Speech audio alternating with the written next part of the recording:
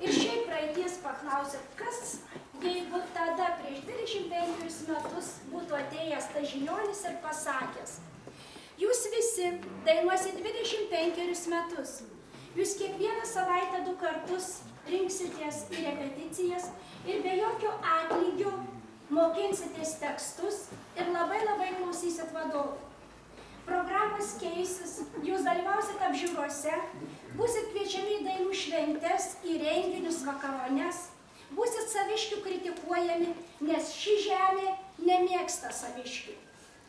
Mus mėgsta tik ten, kur mes esame nesavi. Nesava žemė mus priima. Savo žemė mes nesam pranašai.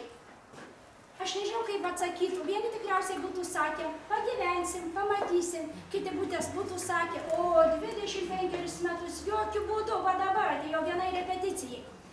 Ir štai ta daina padaro stebuklus. Jis sujungia vos ne amžiams. Mes vieni kitų švenčiam gimtadienius, suseinam, jau pradėjom ir laidot. Kuo lengviausia yra gyventi, ko gero praeitimi. Ko gero lengva yra ir į ateitį žiūrėti, tačiau sunkiausias laikotarpis yra dabartis. Dabartyje turi daug ką iškęst, daug išgyvent, kurti naują repertuarą, mylėti vadovę ir nemylėti. Vadovė taip pat turi prisitaikyti ir tuos visus 20 angelų mūsų taip pat turi kažkaip globoti ir juos mylėti. Šiandien šitoje vietoje turėtų būti rajono atstovai ir pasakyti labai gražią kalbą, kad jūs visus tuos metus buvot labai reikalingi. Mes jūs labai mylim ir gerbėm. Jie nebesako šito 22 metus.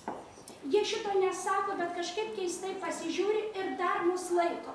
Išlaiko man mūsų vadovė, kartais susitikę renginyje, jie mums linkteli ir kažkaip keistai pasižiūri. Bet labai atsargiai ir per atstumą žiūri. Todėl aš norėčiau palinkėti jiems, kad jie arčiau prie mūsų prieitų. Sau noriu palinkėti, kad irgi nenutolčiau labai, nes jau visiškai nebesusvetinimėjam, bet nužmogėjam. Ir vėlgi, jeigu ne daina, kas jungtų?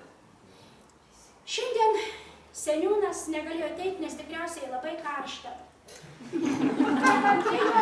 Bet atėjo Reginutė, kur yra bendrystė.